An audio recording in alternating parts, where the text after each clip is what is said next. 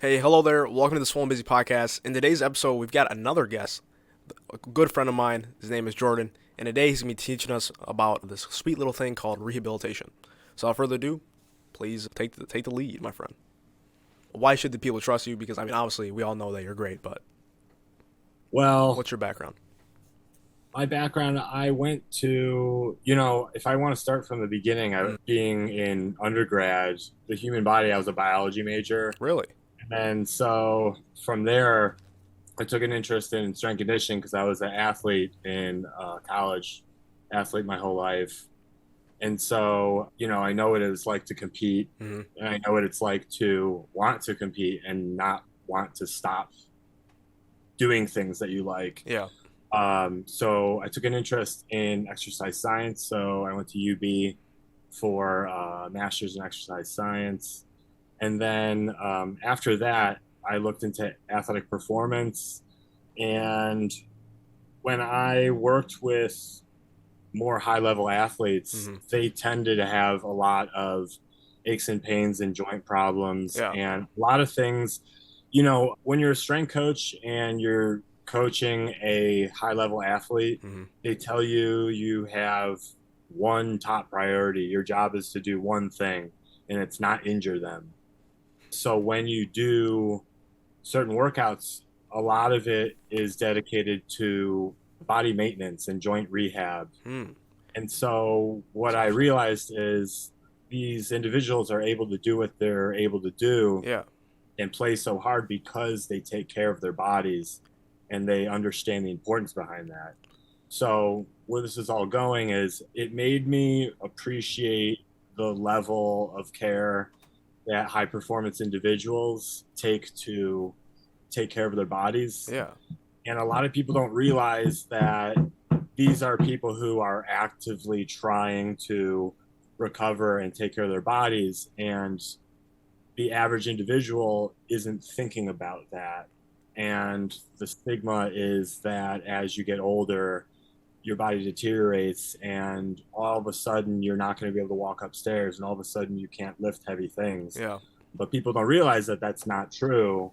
And you see a lot of these athletes continue to perform at high levels in later years Mm-hmm. because of their care. And so I started to get very good at that because I was around a lot of really, really talented physical therapists and athletic trainers and other strength coaches who were much smarter than me. So they taught me how to rehab and how to care for individuals' joints and tissue maintenance. Wow. And so I brought that over to general population Mm-hmm. once I traded that job into more personal training. And so I kind of bring that high level information from that top position with all of the high level athletes. And I get to bring that to the general population. So with like the average individual, you don't have to be a high performing athlete. With the average individual, I take that information and I try to apply it to the everyday person just looking to get fit. And also, earlier I heard you mention tissue maintenance. Exactly what did you mean by that? So the thought is when you have an injury, people tend to want to completely leave it alone. Hmm. And it's something I like to say is the worst thing you can do for something is nothing. I agree 100%. And so the thing that people don't realize is that stress directly equals strength. Just the right amount of stress Mm-hmm. is what your prescription, needs. So tissue maintenance, stretching, foam rolling, manipulating the tissue however you can, Mm-hmm. moving it, contracting it. Did I say stretching? Yeah. Stretching. Tissue, including your joints as well. So just, what people think of as yoga Right. and moving your body in positions that you don't typically do. So doing mobility and things like that, helping your body experience things that it doesn't usually experience during the day Yeah. type movements is what I specifically mean. Okay. So why are activities good for you? It's because you don't usually do those activities, and you should be doing things like getting outside and walking around and dancing around and things like that. I count all of that as tissue maintenance, Mm. but to the average person, I would say it would come down to stretching and doing yoga and foam rolling and things of that sort for blood circulation and stressing the tissue. If you leave it alone, it will atrophy. Mm. That's very interesting. So I guess now that we know that about muscle tissue, I never really actually realized the importance of it. I mean, obviously we know like you got to do mobility, you got to foam roll stuff like that, but Yeah. really added a whole other spectrum to it that I really never thought about. So I guess that leads me to my next point is like our viewers they're primarily busy professionals. So I guess like how are they supposed to incorporate things like yoga, stretching, and foam rolling into their busy lives? I really like that question because I realized Mm. as I get older that there is no time for anything. Right. It also, people don't realize that just because you work in a gym, it doesn't make it makes it slightly easier Mm. to find the time to work out, but it's not always something you feel like doing. I agree. But when I have clients that are, full-time moms or full-time moms with a full-time job, and I'm married, I don't have kids or anything like that, Mm. so I have flexibility in my schedule. Right. But when it comes time to needing to do things like stretch or yoga or things of that sort, I mean, it would be really nice to be able to find time to do yoga. But my advice that I give to my clients when they come up with that question is my response is that nobody has time and nobody has time to make time. Because people will say, oh, you have to make time. Right. Nobody has time to make time either. My So then that leads me to the third step. You have to find ways to incorporate it into your day. Mm. And so instead of putting that pressure on yourself to go every week at this time, I have to stop whatever I'm doing. I need to, stretch for 30 to 60 minutes. And if I don't do that, it's failure. Right. My advice instead is take a minute here and a minute there. If your hips feel really tight, stretch for a minute. Mm. And then next time they feel tight, stretch for another minute. And you don't have to get on the floor or anything like that. You know, touch your toe. If you're feeling stiff, touch Mm-hmm. your toes or reach over your head. You don't have to dedicate an hour to do it. Yeah. No, that. Those little minutes will add up. If you don't have time to go to the gym, find specific ways to make your day maybe more laborious, Mhm. like going upstairs when you have the option. And instead of driving to 7-Eleven, you walk there, Right. or just purposely making things a little bit more physically demanding. So you incorporate it into your day, and those little habits will add up to at least something. So what I'm noticing is really interesting because when it comes to the way you think, we're actually really similar. What I notice is you really talk about like sustainability rather than just doing things to do them. Yeah. So I guess my question for you is, how is it that you help people become more what is it more like start to change their mindset? Because we live in this society where everyone's like, oh, if you do something, you do it now and do it forever, but you really don't give a reason why. So Yeah. how is it that you influence people so that way they can change the way of thinking and make lifelong changes instead of just something that's temporary? So I think that what I do with my clientele is I help them find value in Mm. things. So I don't necessarily lecture them on you should do this and you should do that. I I'm genuinely interested in this field and Yeah. I genuinely care about people. And what I do is I share with them things that I value and things that I feel are important. And I find that if I help somebody else value something, Mm. such as their health or their longevity, I can help. I think from value Right. comes discipline, Mm. and with discipline comes long-term That's habits. powerful, man. So I think that's where it stems from, is helping people find value through information and genuine interest. Mm.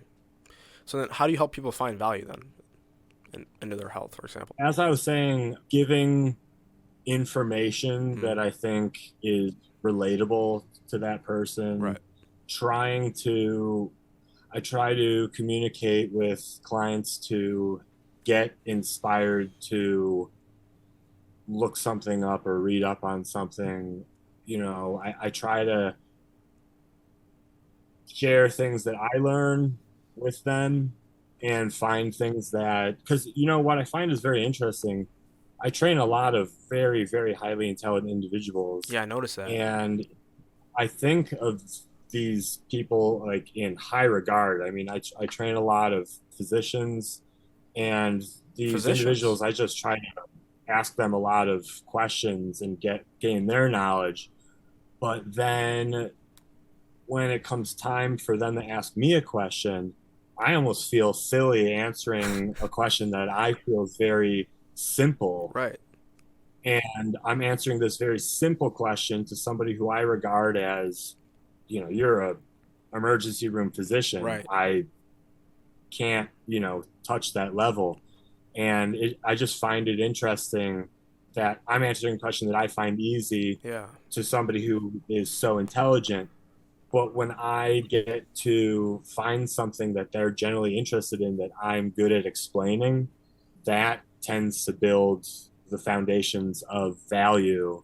And what I try to do is relate that to whatever their goal. I mean, I don't really like to use what direction they want to go in. Yeah. No, I understand what you're saying. Hmm. I've had athletes before that, when I get excited about something, I'm good at getting somebody else excited about it. I respect that. And so one of my clients was a Division I collegiate hockey goalie, and I was trying to tell him, what if I can make you better and faster without you getting stronger and having more, cardiovascular endurance? And he was like, how can we do that? Yeah, I I was saying was the like, same well, exact we have thing. to work on we have to work on your mobility and your ability to move. Wow. He was very, very strong, but very, very stiff. And once we got him able to move, he was able to use his strengths to pivot and turn and react. So I got him very interested in mobility, and the cool thing is he started to see the results very quickly because he didn't have to, you know, he all he had to do is mobility and stretch. And so when he started to see those little improvements, he built a lot of value Mm. behind what I was showing him. And then the discipline of, he did it every single day. Wow. And the more he did it, the more success and difference he saw in his playing. And it was something that was seemingly completely separate from his goal, which was to be starting goalie Mm. instead of a backup. Yeah. And so I found something that I could teach him and that he could learn that he didn't know about, that specifically became directly attached to his end goal. So therefore, he was able to value it to a degree that created discipline to the habit. Yeah. No, I see what you're There's like saying. a little webbing of connections to, I got him to value something, Right. and then it improved our training as well. That's so interesting. Wait. Finding things that can empower a person to be in control of their own success. Mm-hmm. That's something that I think is really cool I agree 100%. in this field. Wait. So what I'm hearing is it kind of sounds like your coaching strategy is like you find something that people value, and then from there, you then like use your expertise to kind of what would it be? like give them the resources to learn a little bit more about it, just give them a taste, and then after they start to get results, they're like, "Ooh, I need more," and they fall in love with it, right? Yeah, That's yeah. that's awesome. Or redirecting possibly unhealthy thinking to healthier thinking in order to achieve goals. Like, and specifically what I'm thinking is, since you said that you're a weight loss podcast, Hmm. one of my clients came to me in the beginning of our training obsessed with weighing herself. Yeah, And bad. I convinced her how silly that is, Hmm. to go by body weight into body weight in regard to that's what your goal is. Right. It's such a misdirecting number, and in my opinion, unimportant number. No, I agree. And what I got her to focus more so on is, well, if you want to measure something, let's measure body content, body Hmm. fat content. No, I agree. Even more so, measure it by how you're feeling, how you think you look, and how your clothes feel. Right on, man. I agree And just, 100%. redirecting that thinking is is something I really try to get first and foremost. Also, going in clients who are stuck in one way of thinking. Yeah. I think that redirecting thought process is one of the things that I try to look for first in clients. Yeah. That's. And I find that a lot of people have negative self-talk Hmm. while they're working out. Yeah. And if they don't get 10 reps, but they get nine, uh, it's chaos. It's the end of the world.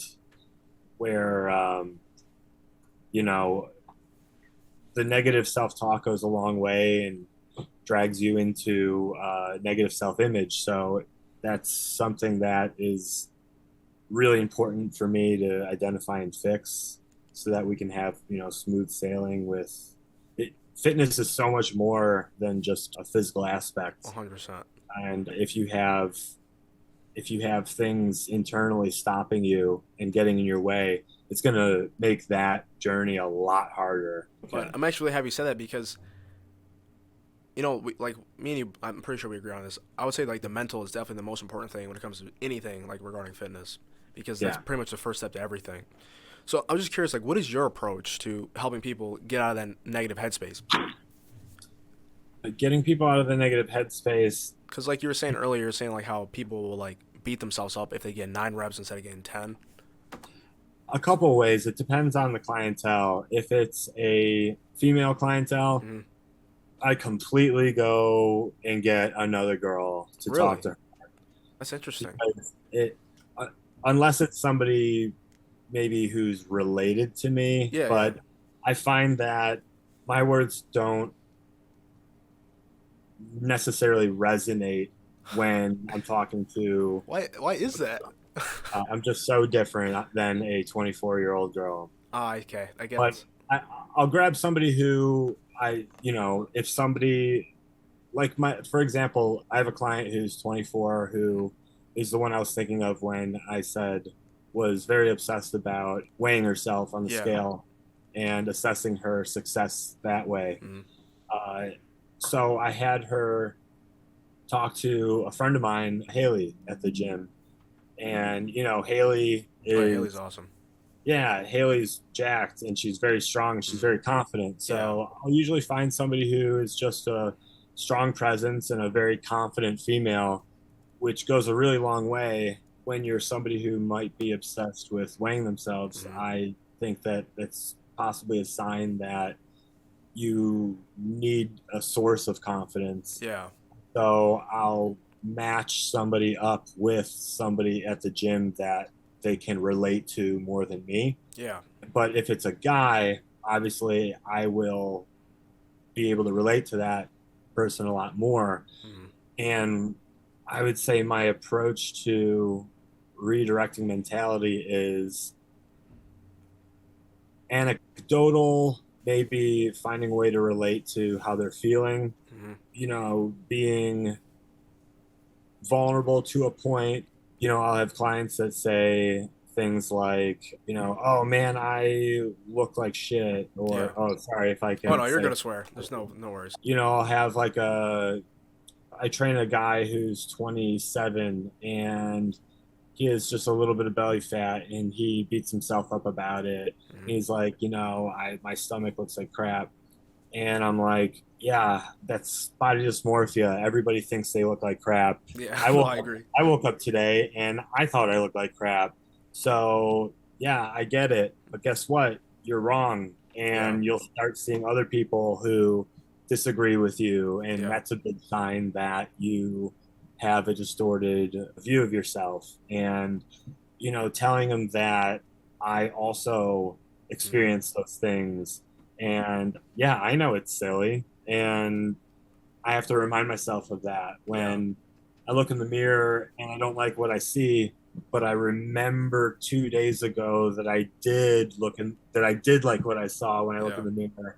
And it's impossible for your image physically to change that quickly. So yeah, that must not be true. There's rationale that goes behind it that you need to be reminded of. And when it's a male client, talking to them anecdotally about something of my view so that they can relate to it, or information showing the benefits of body composition tracking or circumference measurements versus yeah, body weight. yeah. So I want to talk a little bit about body weight, but I also noticed that you brought up, body dysmorphia. I thought that was so funny because I agree 100%. I mean, I've been training forever now. I still have the same exact problem. I'm like, I feel just like you. You're like, Yeah. yeah. Most people say they're like, oh, Aaron, you look great, but then you still feel insecure sometimes. Yeah. So, and you kind of hinted to it that like you basically rationalize with it. But like, what have you been doing, just out of curiosity, like my personal curiosity? Like, what do you do to make your body dysmorphia not as bad? In a healthy way, I will track my weight. Not writing it down, Yeah, yeah. my body weight. And I used to track my body fat when it was easier for me to attain. Hmm. I had somebody who could use my calipers, and Oh, then that's awesome.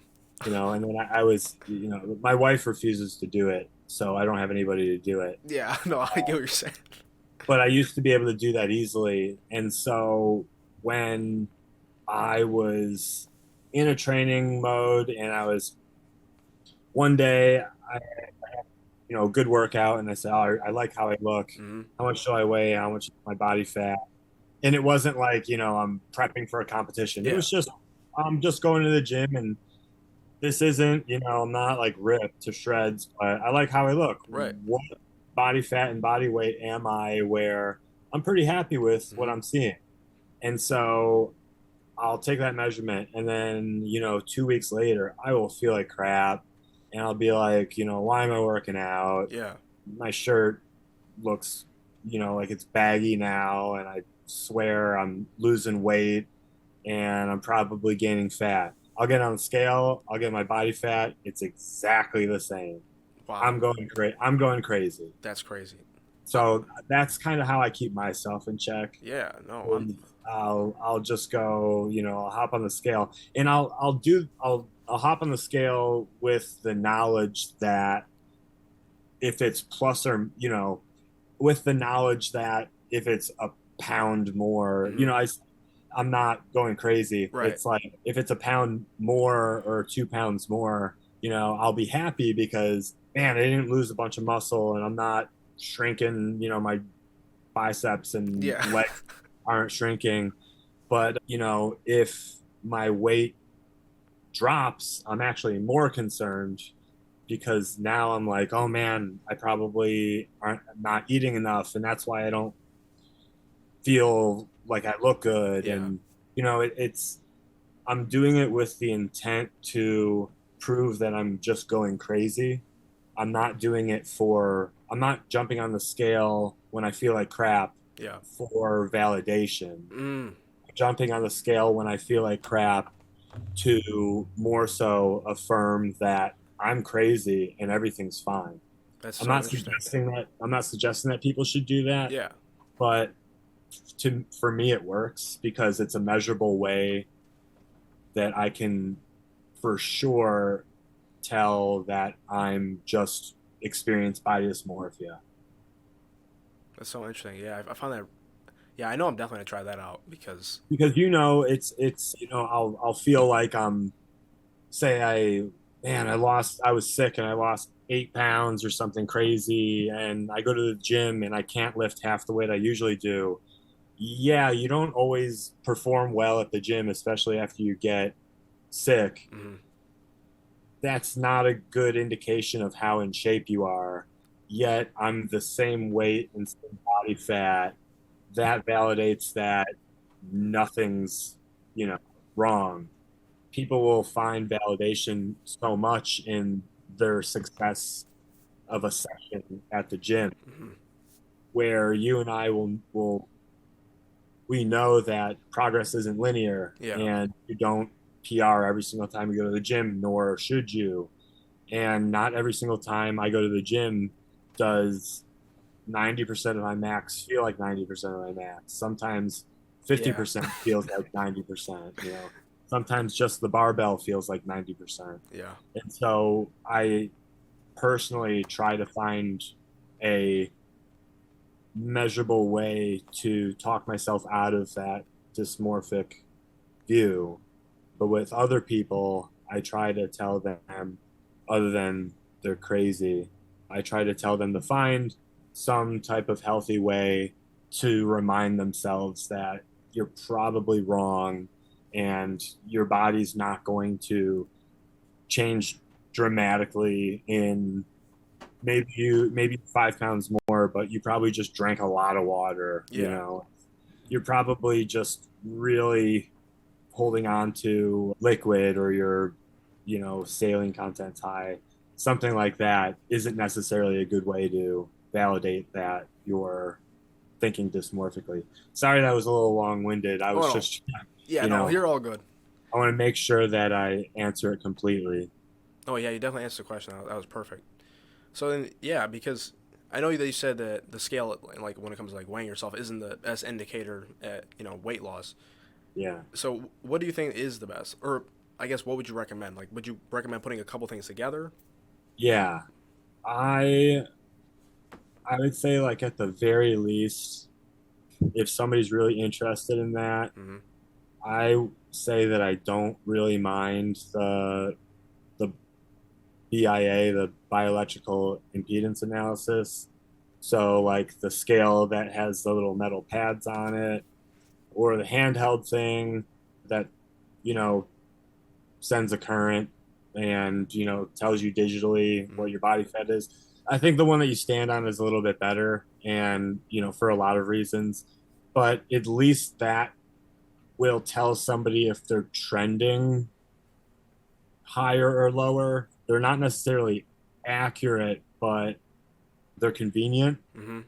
And yeah, they're flawed, but I have clients that every single morning they wake up, they step on the scale, they do it the same time, the same day, or the same time of day, Yeah.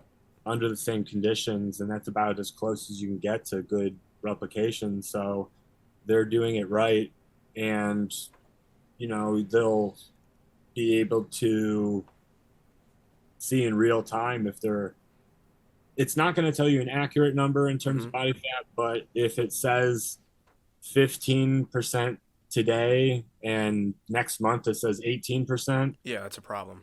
you gained body fat. Right. It doesn't mean that you're 15 and 18, but it means that it went up. Mm-hmm. So in that regard, I think that is probably your best bet.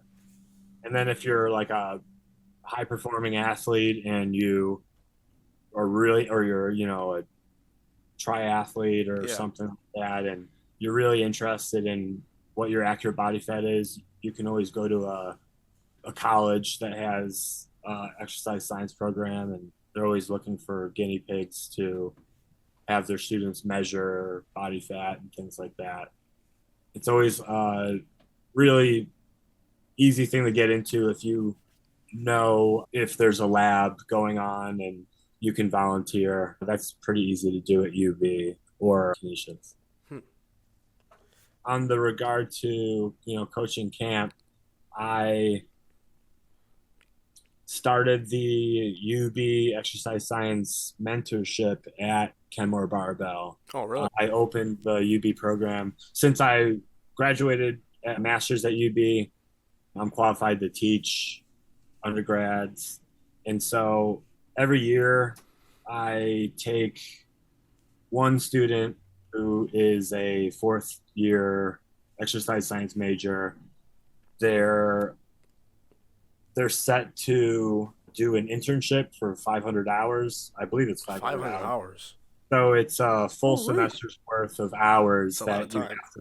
you have to spend, you know, 400 to 500 hours at a internship, Hmm. unpaid. And so I have a curriculum that I use for UB exercise science seniors that I will accept, one intern each year. Sometimes I'll skip a year.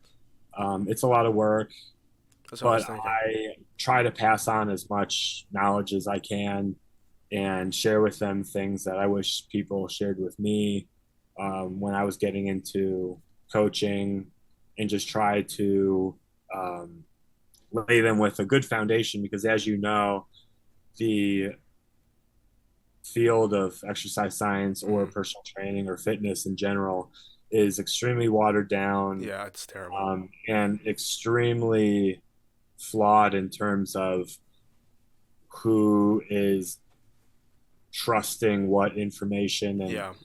nobody knows who to trust. And it's, always biting your tongue when you want to show somebody the right thing, but Hmm. it's not the right moment to stomp on somebody's excitement or Yeah. something like that. I'm just really glad that you're interested in fitness, but I don't want to tell you that this is not what you should be doing. Honestly, I forgot where I was going with that last point. I mean, that's okay though, because actually, With the UB internship, they come to me with trying to figure out where they're going to go after college. hmm And I try to give them what I've experienced. I've learned from a lot of other people. I've seen what jobs are really like. Some people want to get into athletic training, and it's very far few in between. Very, very little people who get into athletic training actually do what they think they're going to do in athletic training. It's not a job that is chalked up to what people think it is. The same with PT, the same with personal training. Everybody thinks they want to train elite athletes. hmm It's cool, but it's also really, really boring. Really? Training elite athletes. I would expect Uh, it to be exciting, no? What makes General, it boring? yeah, you would think so. Yeah. They're really good. It's fun to see somebody perform hmm at such a high level, but then when you see it over and over again, it becomes normal. I see. And then you never see anything new Yeah. because you can't teach an elite athlete. They're already good at Right. everything, and they already know how to squat and bench and deadlift and sprint. Mm. So Okay. it becomes boring because there's nothing to do. I see what you're Uh, saying. you just tell them what to do, and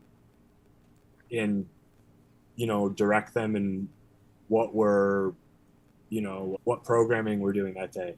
But it's a lot more rewarding to the general population and Mhm. teach somebody how to run. Yeah. That's very cool. Or build somebody's confidence and teach them how to do a box jump. Something that's like teaching somebody to do something they thought that they wouldn't be able to, or they thought that I'm just not built for this. I agree.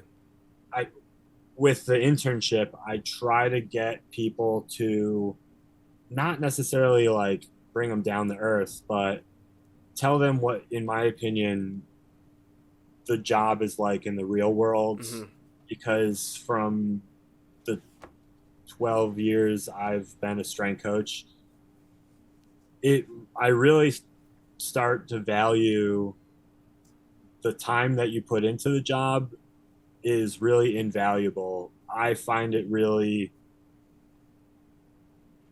rewarding that I can share with people the things that I got after I graduated school Yeah. that I did not expect it to be, this kind of job. Man, I didn't expect to work this many hours. Man, I didn't expect it to be not the most rewarding thing to work with high level athletes. Hmm. Being a strength coach for a college is not what anybody thinks it is.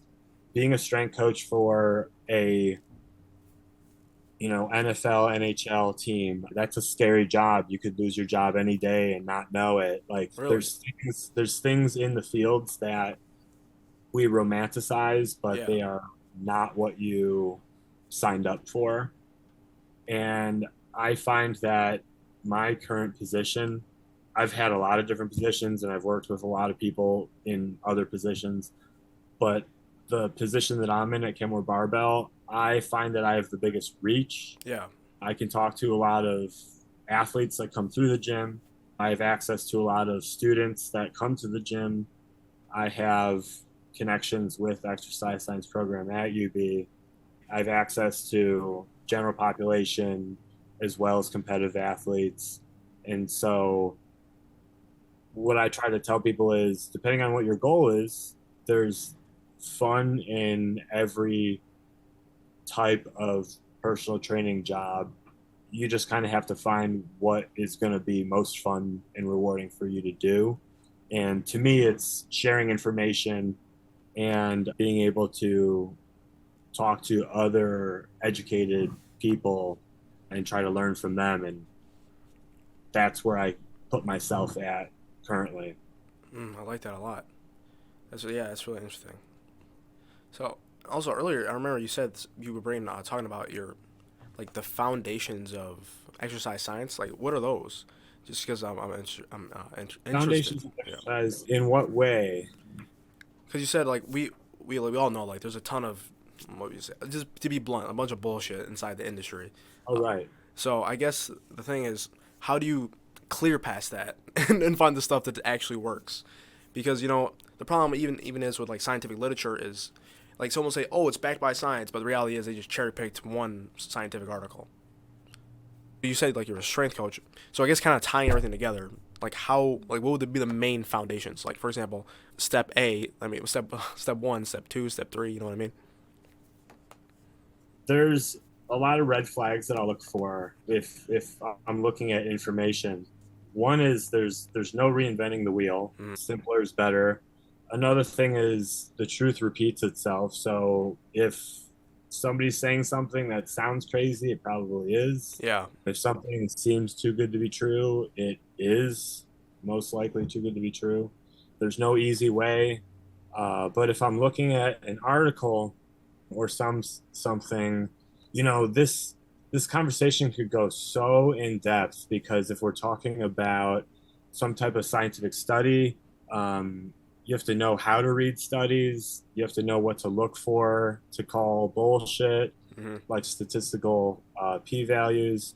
And even if a study proves something, say it proves that bread is really, really good for weight loss, eating lots and lots and lots of Yeah. bread, that study could be funded. You look into who's funding the study, it could be funded by the bread industry. Really? And so you have That's to interesting. know what source. It's a weird thing because sometimes a study looks really cool and really legit, and then you look at the financial contributors, and it is what the study proved. I see. It's like funded by that facet of the company. If we're going more broad, it's more so of trusting who to trust. I see. So I you need to find good sources that aren't Aren't funded? experts at everything. I see. If somebody knows everything, they don't usually know everything if somebody knows everything. Yeah, I agree. Like I said, the truth repeats itself. So if I'm saying something and then you have a textbook and you read that thing, well, we just gained a little bit more trust. Yeah. Or if you're listening to a really well-renowned podcast, physician, and they say some type of exercise is really great for heart health. And you heard me say that. Mm-hmm. Oh, we just gained a little bit more trust. Right. So now you can trust me as a resource, and you can trust that source most likely as a resource, because now that good information just repeated itself. So now I'm kind of like in network, and now let me see what that other source has to say. Yeah. And it's a snowball effect. No, I see what you're saying. That makes perfect sense. So if I find an article of information that is just totally against everything that I know, I'm not just going to write it off. I'm going to figure out briefly why this source is, doing, like, is it satirical or Mm-hmm. not? Right. Where's their thinking coming from? And now I totally can see that this is charlatan and unable to rationalize from. They're usually very extreme, very secretive, very much cite, as they cite a study, it's a study that they did. Mm-hmm. And Yeah, I see what so you're saying. if they can't experience, if they can't handle and can't experience questioning from another expert, Yep. that's a very bad sign to me. I see So exactly what you're saying. if you were to have me on a podcast and say, Jordan, I heard you say this. I think that's wrong. Can you explain yourself? If I can't, then I'm probably wrong. Or if I refuse to, there's a big red flag that I don't know what I'm talking about. I see what you're saying. That makes So perfect there's sense. ways like that I want to see somebody explain themselves. I want them to answer why, and I want them to be able to put it in, or you should be able to put it in simple terms that's not going to confuse somebody to just thinking you must know what you're talking about. If I can tell you a new piece of information and help you understand it, no matter what level individual you are, Mm-hmm. then most likely I know what I'm talking about, and I have a good understanding of it. If I can leave you and you say, "Oh, I absolutely understand now. Yeah. I feel good about this." So then that was super helpful, man. So I guess in the real quick recap is so imagine me. So like I come to you real quickly. I'm like, hey Jordan, I need help losing weight. So what would you tell me? Right. Like what are the obviously earlier we were talking about how like mental state is the first step. So I guess Yeah. how would, for example, if I was a client coming to you, then how would you bring me down like your methods? I'd say the first thing that I would want to know is what your habits are, what your lifestyle is, and preventing what's preventing you from losing weight. Mm, I'd say that that's the easiest place to start, is identifying what's preventing you. I have no energy. I don't feel like it. Okay, why do you want to lose weight? mm, So, what is preventing you?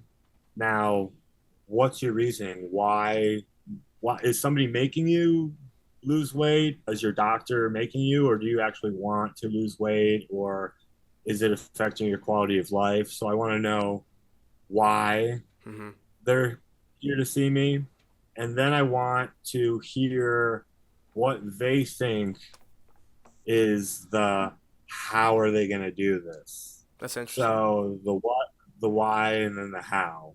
And the how has to do more so of how are we going to do step one to step goal, Right. so that they can possibly realize that maybe there's something as simple as, oh, I didn't know that going just for a short walk every single day, I didn't know that that will help me lose a significant amount of weight in the Mm-hmm. beginning. I didn't know that that counts as exercise. Yeah. So that could be part of what's holding you back is, oh, you didn't know that you can lose weight not going to the gym if you're too busy, or what's most likely is scared to go to the gym, intimidated of the gym. And so when I ask people, what do you do? Oh, I work for home, and I don't get up all day. Well, what do Yeah. you do for lunch?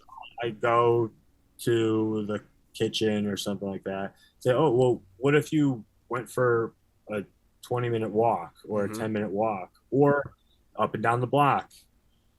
Oh, I didn't know that that counts. Well, start there. And I try to have people not change their habits so much that it causes stress and discomfort and Yeah. distress. What I try to help people realize is small changes can definitely make a big difference. And then so when we get to the why, that gets more into like the psychological factor of I want to lose weight because, well, why do you want to lose weight? Mm-hmm. Aaron, maybe you're unhappy with how you look.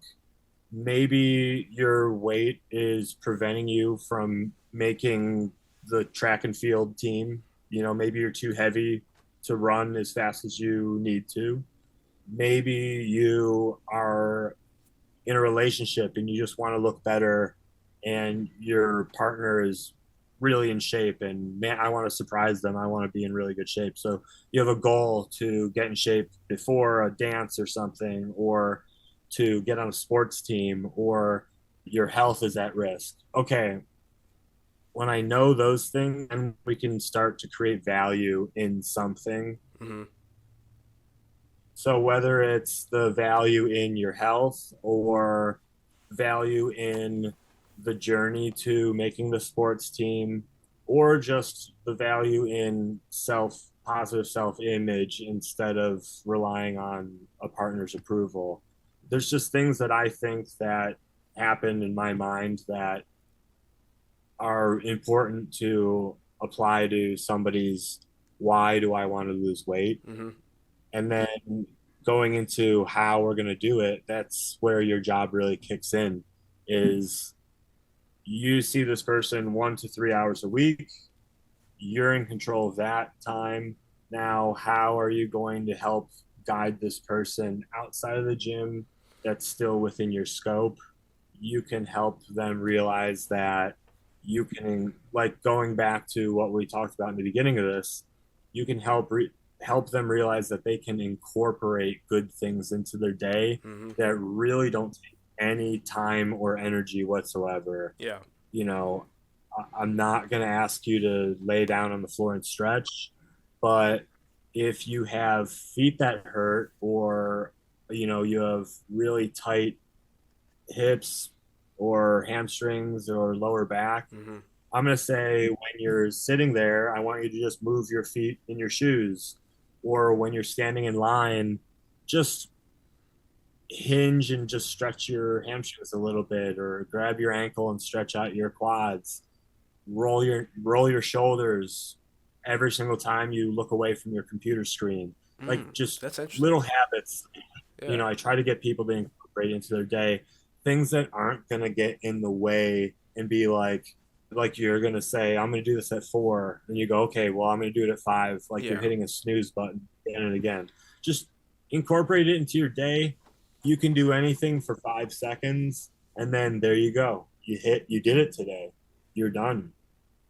Hmm. When you put pressure on yourself, you're more likely to not do something. I agree, 100%. So then, what I'm hearing is, so correct me if I'm wrong, but it sounds like you really focus on, small changes, because you know that small changes lead to big changes. Because like you said earlier, growth happens like exponentially. It's not just instant. Yeah. Man. Yeah. The changes that will add up are, I think, the small changes that will add up become easy ways to progress without making any dramatic switches that are going to disrupt your life. I love that. Cutting something out cold turkey. Mm-hmm. Well, man, that habit now is not filled.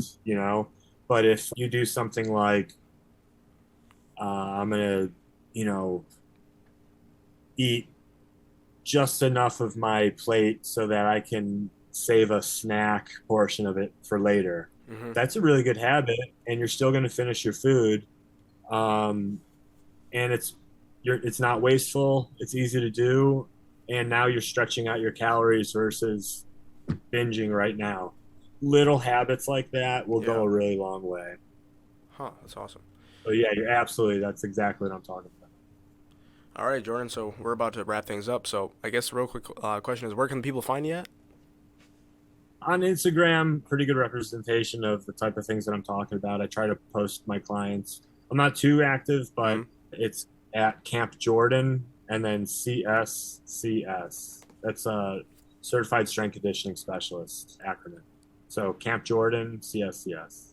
All right, awesome. Well, my friends, if you want to contact Jordan and get his information, his stuff, if you're watching the YouTube video, it's going to be on screen here. And then as well, it's going to be in the show notes for those of you that listen to this on the podcast players. So this is Aaron, and thank you again, Jordan, for coming on the Swole and Busy podcast. Hopefully next time we'll end up having him back soon, but maybe next time it's going to be about nutrition because I know earlier you gave a little nugget of that. I'm like, oh boy, wish we could have talked about that. But unfortunately, we ran out of time. So thank you all so much for watching today's podcast. Really do appreciate it. You know, you guys have been so supportive recently, and we really do appreciate it. So without further ado, see you next time.